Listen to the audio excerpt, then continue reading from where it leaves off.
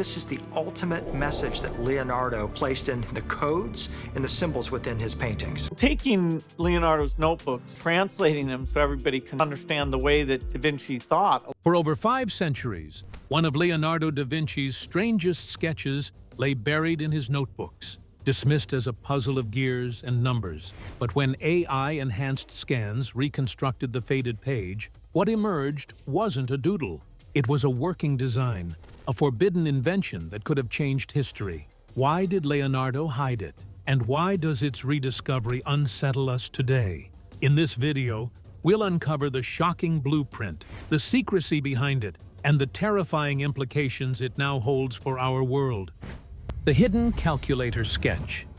In the heart of Leonardo da Vinci's Codex, Madrid, lie a page that looks, at first glance, like nothing more than a tangle of gears. Leonardo da Vinci, Codex Leicester, where for the first time in nearly 40 years, the Renaissance master's famed codex. 13 wheels are carefully sketched, each numbered from 0 to 9, and each one linked by precise gear teeth to the next. This strange arrangement is not a decorative flourish, nor a study in drawing mechanics for its own sake. It suggests something much more deliberate. The interlocking sequence creates what modern engineers instantly recognize: a carryover system, the very principle behind addition and subtraction.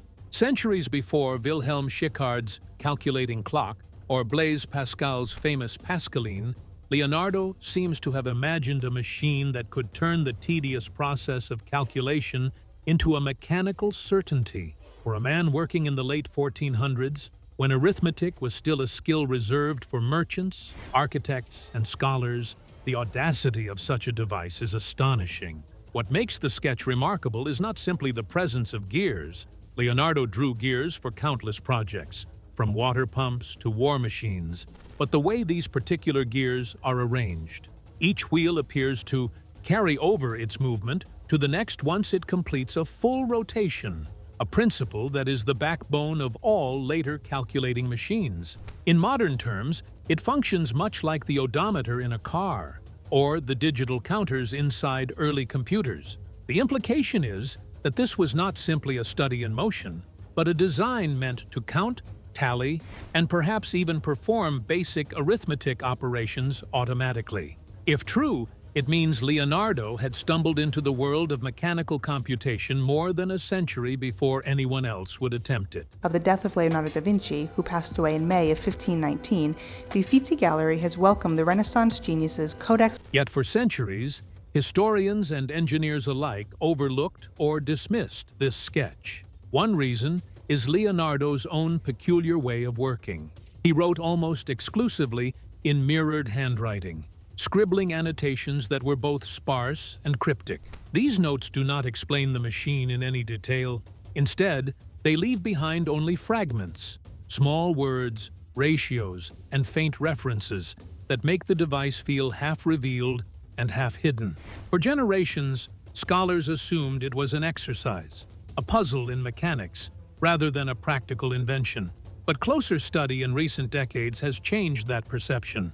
Unlike some of his more imaginative contraptions, such as his famous helicopter-like ornithopter, this design makes mechanical sense. The gear ratios are feasible, the spacing is consistent, and the movement of the wheels seems intentional rather than speculative. It is the kind of drawing that could be built from the page without requiring leaps of imagination. There is, however, a mystery at the heart of this machine. No workshop fragments of such a calculator survive. Leonardo left behind models and prototypes for other inventions, wooden gears from his cranes, sketches of wings that may have been tested in fabric and wood, even small war devices that patrons reportedly commissioned. But for this so-called calculator, nothing has been found. The absence of any physical artifact has led some to argue that it was never meant to be constructed. Yet, the detail of the drawing suggests otherwise. The proportions are meticulous, the teeth carefully aligned, the numbers arranged in sequences that mirror actual arithmetic functions. This is not whimsy on the page, it is intent. To many researchers, it looks as though Leonardo deliberately mapped out a device that could reduce human error in the painstaking world of trade accounts, architecture, and engineering design. In an age when mistakes in calculations could mean a collapsing bridge or financial disaster, such a machine would have been revolutionary. If this was indeed more than a study, if it was an actual concept for a working device, then it raises a troubling possibility. Our standard history of mechanical calculation, the one taught in schools and museums, may be incomplete. We've long credited Schickard, Pascal, and Leibniz as the fathers of the mechanical calculator, placing their inventions in the 1600s. But Leonardo's sketch predates them by well over a century. And if his design really could have worked, then the true beginning of automated arithmetic might belong not to the 17th century, but to the Renaissance itself. If this page was real engineering, not daydreaming, then our history books may be telling the wrong origin story. The timeline we taught wrong. For generations, the story of mechanical calculation has been told as a neat, progressive arc. Textbooks usually begin in 1623, with Wilhelm Schickard's calculating clock, a wooden device with interlinked gears that could perform simple additions and subtractions. 2 decades later, Blaise Pascal refined the concept, producing the Pascaline, which became the first commercially distributed calculator. By the late 1600s, Gottfried Wilhelm Leibniz had expanded the scope even further with his stepped reckoner, a machine theoretically capable of multiplication and division as well. The 19th century, we're told, saw Charles Babbage dream up his ambitious difference engine and analytical engine, mechanical marvels that paved the way for modern computing. It's a timeline that feels smooth, tidy, and reassuring. But this reassuring story leaves something important out. It leaves out Leonardo da Vinci. His sketch of a calculating machine predates Schickard by well over a century, yet it has never been allowed to share the stage. In the official record, his device is usually mentioned only in passing, relegated to the category of curious drawing rather than serious innovation. This dismissal created an odd dissonance. On one hand, Leonardo is celebrated as a genius whose notebooks brimmed with visionary ideas, from flying machines to armored vehicles. On the other, when it comes to one of the most consequential inventions in history, the mechanical calculator, he is quietly excluded. The result is that our cultural memory of computing begins later than it should, with Renaissance insight written out of the story. This omission might have remained unquestioned if not for an experiment in the mid-20th century. In the late 1960s, a group of Italian scholars and engineers attempted to build a working replica based directly on Leonardo's sketch. The project was not undertaken lightly. His notebook pages are notoriously difficult to interpret, filled with mirrored handwriting and faint lines that can blur into one another. But with patience and careful engineering, the team managed to construct a wooden model that reflected his design. To their astonishment, it worked, at least in principle. The gears carried numbers from wheel to wheel, allowing for basic addition and subtraction, just as the sketch implied. The success of the model was a quiet shock. If Leonardo's sketch had truly been functional, then the birth of mechanical calculation could no longer be attributed solely to Schickard or Pascal. It meant the seed of the idea existed in the late 1400s, more than 100 years earlier than the neat textbook narrative allowed. Yet despite this breakthrough, the world of scholarship and education barely shifted. The finding did not reset the canon. Instead, it was treated as an interesting footnote, a fascinating curiosity, but not enough to warrant rewriting centuries of technological history. Why? Part of the answer lies in the ambiguity of Leonardo's drawing. His notes are cryptic, his lines open to interpretation. Da Vinci, his whole life, was most satisfied by scribbling and trying things out. And the absence of any surviving prototype left room for doubt. Without a tangible artifact to point to, historians could safely keep the sketch in the margins. Another reason is the fragmented journey of his notebooks. After his death, his pages were scattered into private collections across Europe, some lost for centuries, others surfacing only in fragments. The calculating machine sketch was tucked inside the Codex Madrid, which itself disappeared into obscurity until rediscovered in a Spanish library in the 20th century. Such dispersal meant the drawing never achieved the visibility it needed to claim its place in the official timeline. There is also the weight of narrative itself. History likes tidy arcs, and the idea of a single Renaissance genius leaping so far ahead of his time complicates the picture. Leonardo da Vinci was a genius in so many different ways. By treating Leonardo's sketch as a curiosity, scholars could preserve the smoother version of events, crediting Schickard, Pascal, and Leibniz, without having to reframe the entire history of computing. In this sense, the omission was less about evidence and more about convenience. It was easier to ignore the anomaly than to rewrite the story. And yet, as technology advanced, so did the tools available to probe the mystery. What once seemed too faint, too ambiguous, too obscure, could now be revisited with new precision. Ambiguity faded once modern imaging and machine analysis looked beneath the ink. Inside the AI scans. The turning point in this centuries-long puzzle came not from a dusty archive or a lucky rediscovery, but from technology that Leonardo himself could never have imagined. In recent years, researchers turned to non-invasive, high-resolution imaging techniques to examine the fragile Codex Madrid pages. These manuscripts are more than 500 years old, so even light exposure has to be carefully controlled. Traditional photography could only reveal so much. But when hyperspectral imaging and advanced digital scanning were applied, suddenly the page began to yield secrets that had been invisible to the human eye. He was insatiably curious about reflections and refractions and optics and the human anatomy of the eye. What looked like blurred lines or accidental marks turned out, under the lens of modern imaging, to be deliberate strokes that Leonardo had faintly drawn and then overwritten. The algorithms used for reconstruction allowed scholars to digitally separate overlapping sketches, tease apart layers of ink, and recover strokes that had been fading into the parchment for centuries. The result was extraordinary. Instead of a vague tangle of gears, the page emerged as a coherent design. The 13 numbered wheels were not randomly scattered, but carefully positioned to form a sequential carry mechanism. Gear ratios became clearer, with precise alignment that suggested intentional engineering rather than casual experimentation.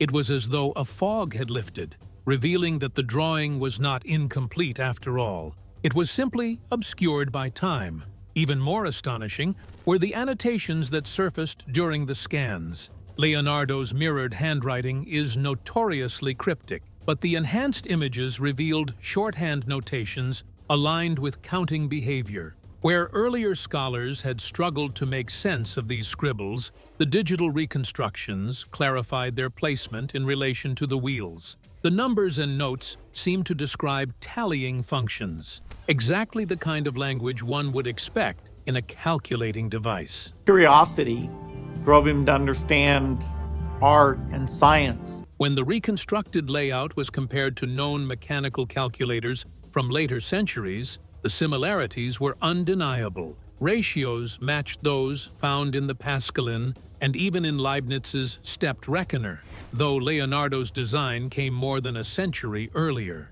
This wasn't just a random gear study. It looked like a ready-to-build design, waiting for materials and hands to bring it to life. Of course, such bold claims come with caveats. AI is a powerful tool, but it is also prone to overfitting.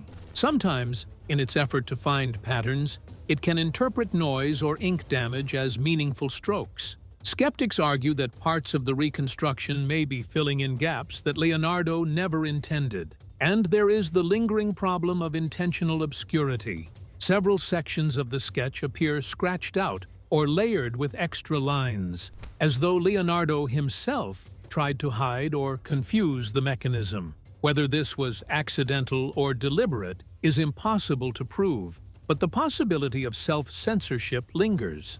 Finally, there is the inescapable absence of a prototype. Unlike Pascal's calculator or Babbage's engines, no physical artifact exists to prove that Leonardo ever attempted to build his machine.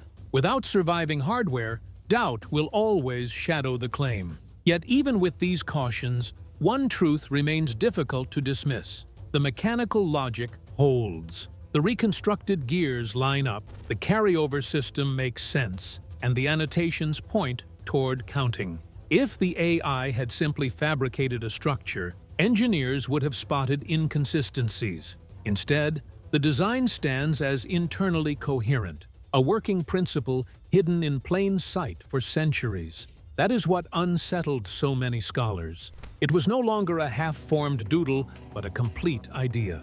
If the scans are correct, then the story changes forever. Leonardo did not just dream of flying machines and anatomical diagrams. He may have designed the world's first functional calculator, which leads to the unsettling question. If the evidence was there all along, why did he seem to bury it? If Leonardo hid parts on purpose, the bigger question is not how, but why. Why Leonardo might have hidden it. Leonardo da Vinci's notebooks are filled with puzzles, not just in the form of strange inventions and visionary designs, but in the way he deliberately obscured his ideas. He wrote in mirrored text, a habit often attributed to left-handedness, but also a convenient tool for secrecy. He used shorthand annotations, coded symbols, and cross-references that only he could easily decode. This was not accidental. Leonardo lived in a time when knowledge could be both currency and danger. Certain ideas were simply too disruptive to be shared openly, especially when they threatened to challenge established authority.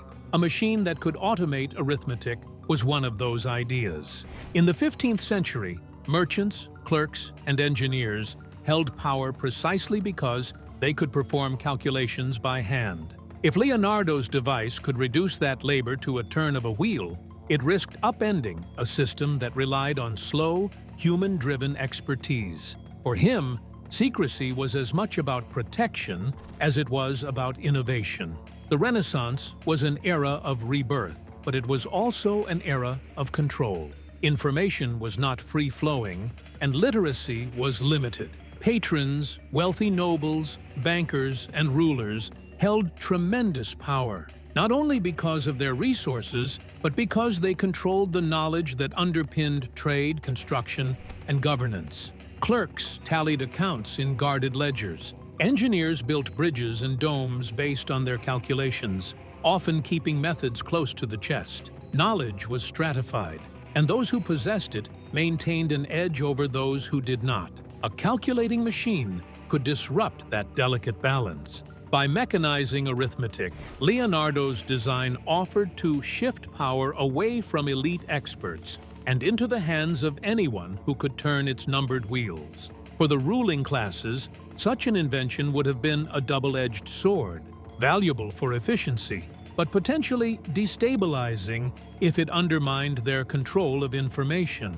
For Leonardo, who often relied on their patronage, the safest course might have been silence. This pattern fits a broader habit in Leonardo's life, his tendency to censor himself. He often abandoned or left incomplete designs for machines that might have been deemed too dangerous, whether weapons of war, hydraulic systems with destabilizing potential, or anatomical studies that bordered on heresy. He was brilliant, but he was also cautious. When ideas threatened to outpace the world around him, he seemed to retreat, hiding them in code or leaving them unfinished. The calculating machine may have been one of these cases. Some lines in the Codex Madrid appear scratched out, layered with extra ink, as though Leonardo himself had tried to obscure their clarity. Was he deliberately masking the heart of the mechanism?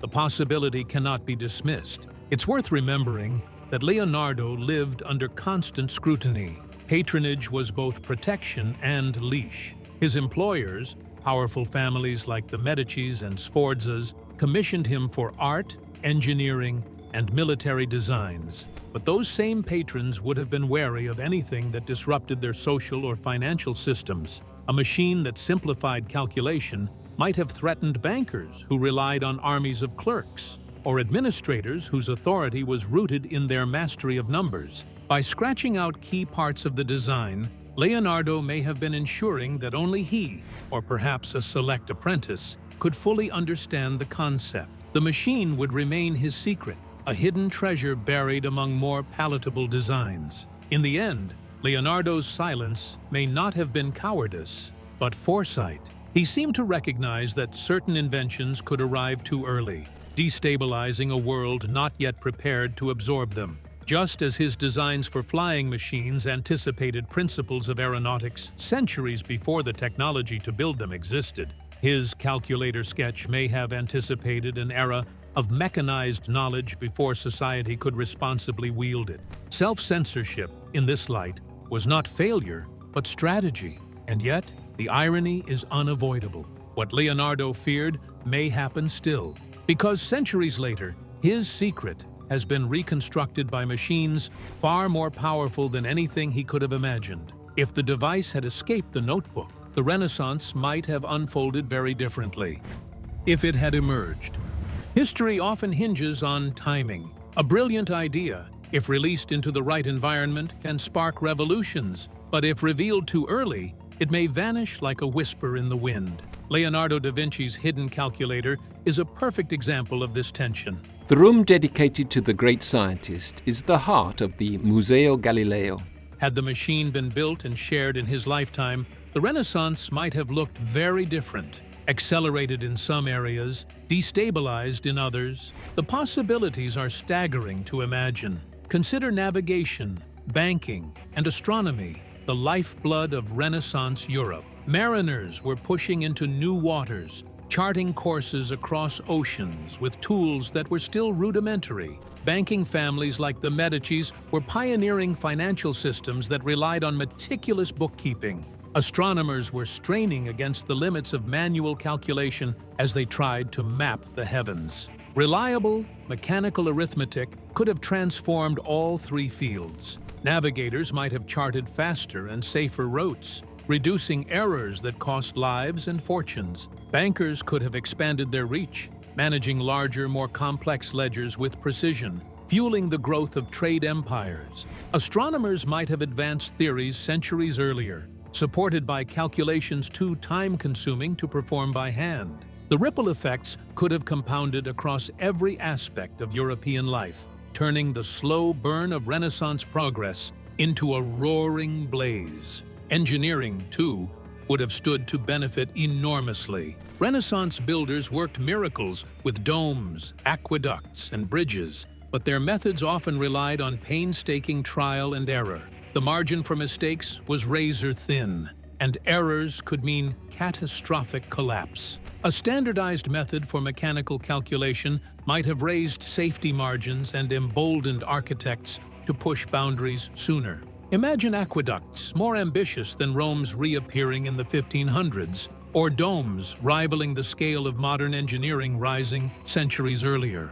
Waterworks could have transformed cities with cleaner supplies and more advanced sanitation. Bridges could have expanded trade networks and reshaped warfare. The material world of Europe might have shifted dramatically if Leonardo's machine had entered the workshops of engineers and artisans. But history is not just about invention. It is also about readiness. A calculator may seem obvious to us now, but in the late 15th century, it could easily have been met with indifference or even hostility. Mass literacy was still rare. Most bookkeeping was done by clerks trained through long apprenticeships, not by machines. Precision tooling, necessary to manufacture consistent gears, was in its infancy. And perhaps most critically, the market forces that might demand such a device were not yet strong enough. Without demand, even the most ingenious inventions can die in obscurity. Leonardo's calculator could have been built,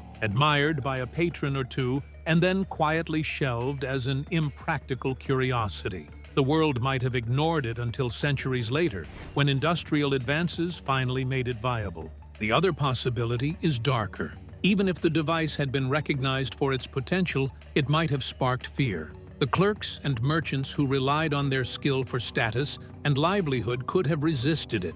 seeing it as a threat to their roles. Patrons might have suppressed it, wary of a tool that redistributed knowledge too widely. Knowledge is power, and in the Renaissance, power was jealously guarded. The calculator might not have launched a revolution, but rather a quiet burial, hidden away precisely because it was too far ahead of its time. This is what makes Leonardo's invention so haunting. It sits at the boundary between possibility and impossibility, between a future that might have been and a world that simply wasn't ready. The Renaissance could have leapt centuries forward or stumbled into confusion.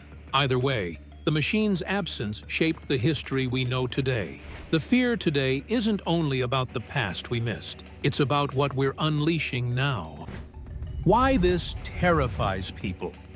For centuries, people have clung to a comforting idea that progress is steady, gradual, and inevitable. We like to imagine history as a clean staircase, each generation building logically on the last until we arrive at the modern world. The revelation about Leonardo's hidden calculator shatters that myth. Suddenly, we are faced with the possibility that progress doesn't move in a straight line at all. It leaps forward, stalls, and sometimes collapses entirely. Knowledge can be discovered, hidden, lost, and rediscovered centuries later. A machine conceived in the 1490s could have changed the Renaissance, yet it lay dormant until artificial intelligence revived it 500 years later. That realization is unsettling because it suggests our version of modernity may not be inevitable at all. It may simply be what we've managed to salvage from the debris of forgotten genius. The parallels with today's AI are hard to ignore. Just as Leonardo's sketch threatened to automate the work of Renaissance clerks and merchants, AI threatens to automate the work of writers, coders, lawyers, doctors, and countless other professions. The disruptive potential is immense. In Leonardo's time, a calculating machine could have erased the need for armies of clerks, changing the economic balance of cities and courts. Today, AI can draft contracts, analyze medical images, and generate code in seconds, tasks once reserved for highly trained experts. Both cases strike at the heart of professional identity. If expertise can be translated into gears or algorithms, what happens to the people whose lives revolve around providing that expertise? It's no wonder that Leonardo may have buried his machine. And it's no wonder that modern societies approach AI with both excitement and fear. This sense of unease deepens when we ask a darker question. If one page in Leonardo's notebook could have shifted the timeline of history, what else is still waiting in archives, libraries, and private collections? How many other inventions, sketches, or ideas have been overlooked because they seemed too obscure, too ahead of their time, or too ambiguous to matter? Artificial intelligence is already being applied to ancient manuscripts, faded papyri, and long-forgotten codices. The Codex Leicester is an extraordinary document as to Leonardo's scientific. Every month brings new headlines about hidden texts revealed beneath old ink or coded notes finally deciphered. The fear is not just about what we might find. It is about who decides what to do with that knowledge. Will it be shared openly, fueling collective progress? Or will it be hoarded, weaponized, or exploited for private gain? Leonardo's story reminds us that knowledge can be suppressed not only by accident, but also by design. This is where the terror truly lies. Progress is not just about invention. It is about timing, context, and control. The rediscovery of Leonardo's machine proves that ideas can be centuries ahead of their era, yet remain locked away until society, or technology, is ready to confront them. Today, with AI unlocking doors at an unprecedented pace, we are forced to ask whether we are ready for what lies on the other side. A hidden machine from the Renaissance shakes our confidence in the story we tell ourselves about human ingenuity. A modern algorithm capable of waking more such secrets shakes our confidence in the future. And yet, fear alone cannot guide us. Panic fades with perspective. What matters is not just the discoveries themselves, but how we choose to respond, with rigor, humility, and guardrails. What it really means.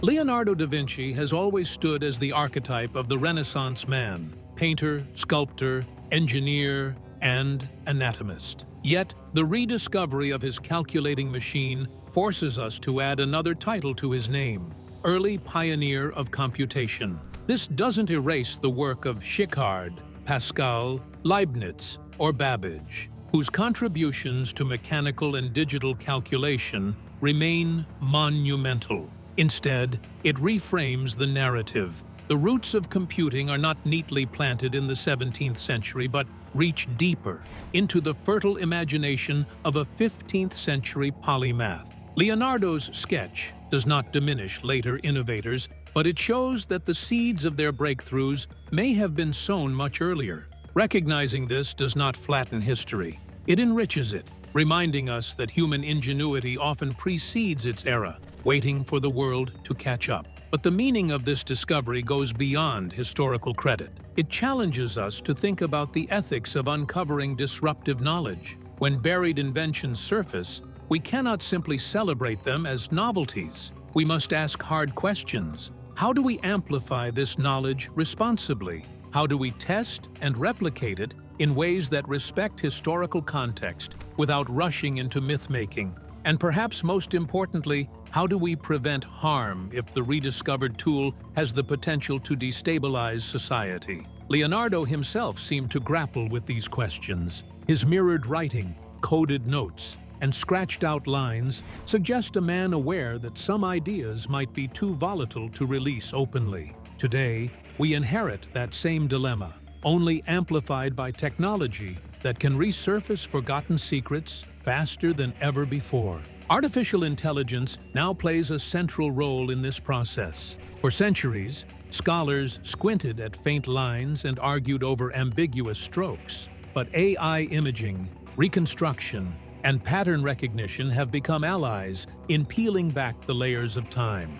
Algorithms can reveal details invisible to the naked eye, reconstruct faded ink, and even hypothesize missing fragments. In this sense, AI has become a scholar's assistant, giving us access to the intent of minds long gone. Yet this partnership comes with responsibility. Proof cannot rest solely on digital reconstructions. History demands hardware, replication, and rigorous debate. A model built from Leonardo's sketch must work mechanically, not just in theory. Scholars must interrogate whether AI is interpreting reality or projecting patterns into noise. Without this rigor, we risk building castles on sand, confusing speculation for fact. The true significance of Leonardo's hidden invention, then, is twofold. On one hand, it expands our understanding of his genius and repositions him as a mind centuries ahead of his time in yet another field. On the other, it serves as a mirror, forcing us to confront how we handle disruptive discoveries today. Do we guard them as he may have done, or do we release them into the world ready or not? Do we contextualize them within history, or do we inflate them into myths that distort the past? These questions are not abstract. They shape how we approach every rediscovered text, every decoded manuscript, every invention unearthed by technology. The page in the Codex Madrid is more than a historical curiosity. It is a reminder that knowledge is fragile, fallible, and always subject to the choices of those who hold it. It tells us that progress is not linear, that genius can be buried and revived, and that our responsibility is not just to marvel at these finds, but to handle them with care. The machine itself may never have existed beyond Leonardo's page, but the idea it represents is alive, challenging us to rethink both the past and the future. So where do we go from here? The ending is not the find. It's what we build, test, and share next. If this changed how you see Leonardo, the timeline of computing, or the risks of hidden knowledge, like this video, subscribe and drop a comment. Should powerful discoveries be published at once, or gated until safeguards exist? And when you're done, watch the next video on screen for more untold stories where art, science, and technology collide.